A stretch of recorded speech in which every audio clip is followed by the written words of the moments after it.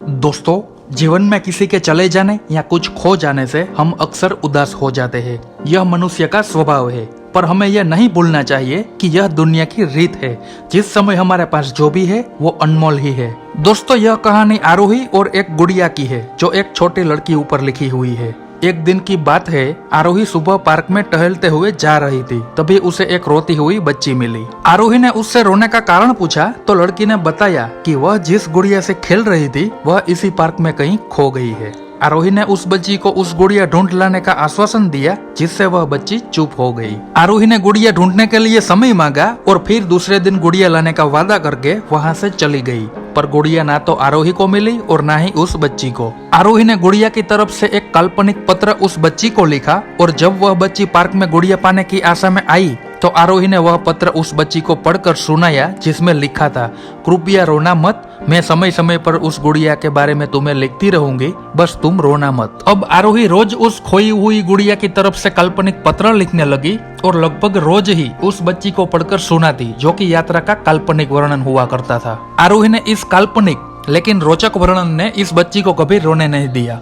वह खुशी खुशी अपनी गुड़िया की धुमकड़ी के किस्से सुनने लगी और अब वह खुश रहने लगी। एक दिन जब काफी कहानियां हो गई तो आरोही ने एक दूसरी गुड़िया उस बच्ची को ला कर दी। जाहिर है वह गुड़िया बदली हुई थी। उस बच्ची को अपनी खोई हुई पुरानी गुड़िया जैसी नहीं लगी तो वह आरोही की ओर देखने लगी। आरोही अनजान बनते हुए गुड़िया में एक चिट्ठी होती है वो निकाल कर पढ़ने लगती है, जिसमें लिखा हुआ था, मैं तुम्हारी वाली गुड़िया ही हूँ जो पार्क में खो गई थी। दुनिया भर की लंबी यात्रा की वजह से मैं थोड़ी बदल गई हूँ। बच्ची को उस गुड़िया और आरोही पर विश्वास हो गया और वह गुड़िया लेकर घर चली गई। सालों बाद जब वह बच्ची बड़ी हो गई तो एक दिन अपनी अलमारी में कुछ ढूंढ रही होती है तो उसका ध्यान उसी गुड़िया पर गया जो आरोही ने उसे दी थी।